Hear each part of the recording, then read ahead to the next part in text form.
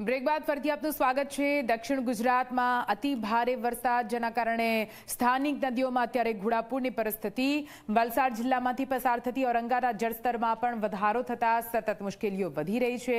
વલસાડ જિલ્લામાં મોડી રાત્રે એનડીઆરએફે રેસ્ક્યુ ઓપરેશન હાથ ધર્યું। વલસાડના હિંગરાજ ગામ ખાતે ઝીંગાના ફાર્મમાં કામ કરતા મજૂરો ફસાયા હતા। ફસાયેલા 7 મજૂરોનું રેસ્ક્યુ કરવામાં આવ્યું છે। રાત્રે જ એનડીઆરએફની ટીમે તમામ લોકોનું રેસ્ક્યુ કર્યું। ટીડીઓ મામલતદાર રૂરલ પીઆઈ પણ પહોંચ્યા હતા ઘટના સ્થળે। हमें प्रशासन के द्वारा बताया गया कि यहाँ पर 7 व्यक्ति पानी में फंसे हुए क्योंकि यहाँ पर जो वाटर लेवल है वो औरंगा रिवर का बढ़ चुका है।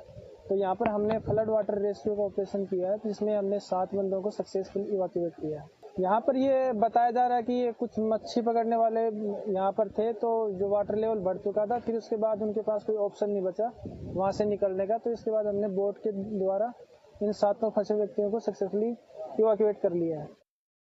કુલ 7 લોકોના ફસાયાના સમાચાર વહીવટી તંત્રને મળેલા હતા। ત્યારબાદ તમામ 7 લોકોનો ટેલિફોનિક સંપર્ક પણ કરવામાં આવેલો હતો। સતત તેઓને કોઈ પણ તકલીફ પણ ના પડે અને પાણીની પણ કોઈ સમસ્યા ના સર્જાય તે રીતની સંપૂર્ણ વ્યવસ્થા પણ ધ્યાન પર રાખવામાં આવેલી હતી। ત્યાર